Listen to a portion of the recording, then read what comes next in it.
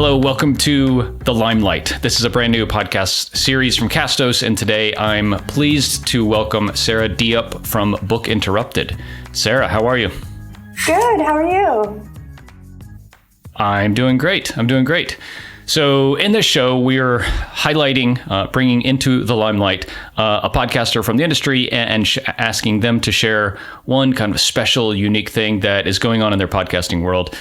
This can be a challenge, a success, something that they're learning right now. And Sarah, I really want to dive into that because I think you have something really special to share. But first, let's give folks an idea about kind of who you are, what Book Interrupted is, and kind of the audience that you serve. Sure. So Book Interrupted is a podcast for busy people to connect.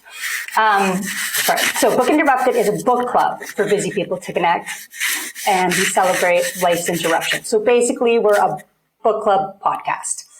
And we have 6 members who pick books, and then the book's actually just the catalyst for the conversation. So just connecting with other women around the world about books and different topics that interest us. Gotcha. Just in terms of format, is it always the same 6 people, or do you rotate a panel? Always the same 6 people, but we also, each year, we're now in our 3rd year, we have fans that come on and they pick a book as well. So our fans that have come on in the past make reoccurrences. And we also have some authors that have come on, and they also pop in just to check in, do a podcast with us, just to tell us what they're up to, just because we don't take ourselves too seriously. So we get off topic a lot and it's a lot of laughing and joking around. So I think it, especially for authors, I think it makes it a little less serious and more fun. If they want to talk about something that has nothing to do with their book, we're totally on board with that. So, yeah. Before we dive into kind of the main segment, I have a question about changing up the format, because this is a question we get a lot when we're helping folks on our Castos production service. They come in and they're wanting to launch a new show, and they say, "Hey, can I have like an interview show, and then can I have a panel, and then can I have a monologue?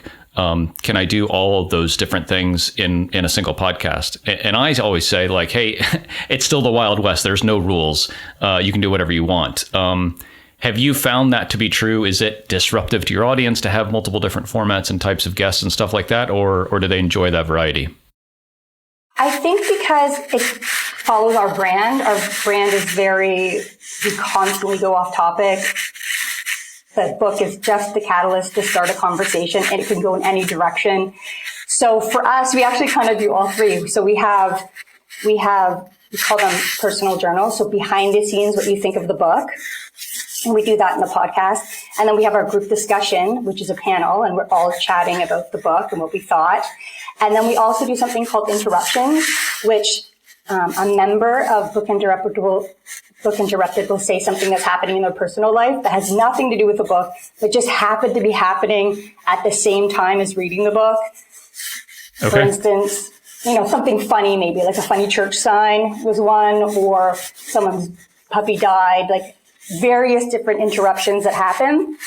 So we kind of do all 3 at every episode. So our show, people expect our show to be kind of all over the place. Yeah, gotcha. I mean, I think that's a good lesson for folks out there that, like, there's not one way to do this, right? And so, like, even experimenting with different formats is totally okay.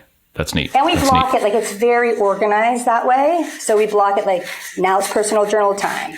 This interruption is sponsored by, and then let's listen to our group discussion. So it's not complete chaos. Yeah, gotcha. That's good. I think setting that expectation is healthy. Neat. So let's move into like the kind of main event then. Let's talk about you all do some really interesting kind of campaigns throughout the year with listeners. I'd love to hear kind of what that is and like what the genesis story of that is.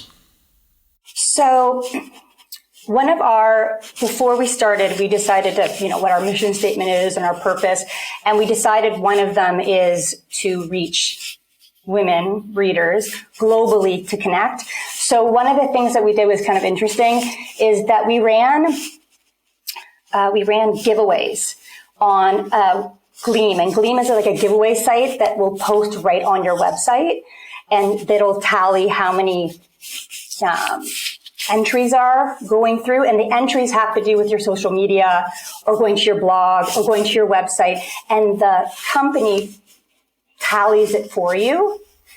So at the end, you can do a draw online and it shows who won. And we did it internationally. So for instance, the first one we gave away was a Kindle, because we're a book club.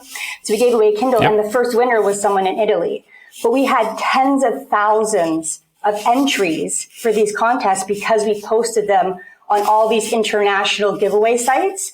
So it just immediately increased our listenership because, you know, some people just did the contest. But one of the things to get points, and we gave more points to people who actually listened to our podcast for 2 minutes or more, then they got 5 points, and they could get that daily. So they had 5 entries if they listened to our podcast, and it immediately grew our podcast. And every time we did a contest, our podcast would grow incrementally all over the world. And right now, we're listened to in 82 different countries as of right now, after 3 years. Yeah.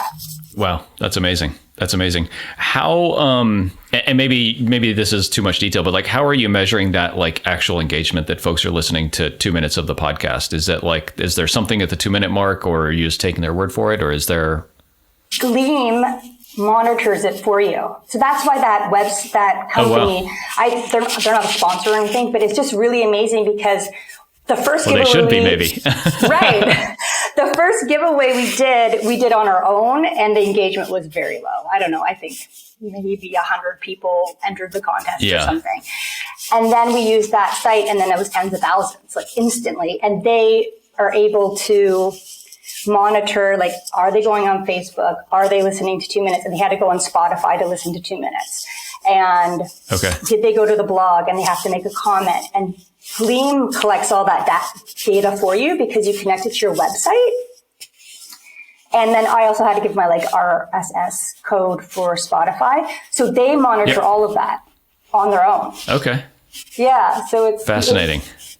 It saves you time too, because when we did our own contest, it took us forever to tally how many people liked and commented on different social media to enter them in the contest. So yeah. And does this platform cost money? Does Gleam cost money, or is it free? No, it's not free. You have to pay a monthly fee for it. But it was more than worth it. They have lots of different things they do, not just giveaways, but that's the only thing we used it for. And then also it's kind of nice because we did a live Facebook and a live Instagram of doing the contest, and they do a little screen, like a pinwheel, and flash someone's name. So I think also gives listeners more confidence that it's completely picked at random. We're not just picking our friends or what have you, or someone we think will be a good influence for our podcast. It's literally anonymous. So So I've done a bit of this in the past, actually, not related to a podcast, but just kind of this business in general. And one thing I learned is that there's a high degree of correlation between the alignment of the gift you're giving and your audience. So you giving away a Kindle is great because your audience are readers. But you see a lot of just bigger brands hey, we're giving away a car or an iPad or something like that. That's everyone in the world could benefit from that, and it's not specific to your thing. So maybe for us it would be hey, we're going to give away a really nice podcasting mic. That would be cool because people that would be interested in that could be our fans or customers or something like that. So I think that's a really good lesson that you picked a really good thing to give away. And I think that's a place some people fall down sometimes, is they just give away something that's super generic, and then those followers or fans that they might pick up might be kind of less engaged because the thing you're giving away wasn't aligned with them. Definitely. We did, we've done Kindles, and we also did, one of the books we read was called Seeing Red by Kirsten Karchmer, and it's about periods and making people aware of periods. So we gave away period underwear. So that worked too because it correlated with the book during that book cycle. But we gave away a masterclass also, as people encouraging people for their passion projects because of a book we were doing called The 4% Fix by Karma Brown, and it didn't go as well. So we went back to the Kindle. And that one is successful every time because we're reading books. So, and we can ship it to anywhere in the world. It's very easy to do a Kindle.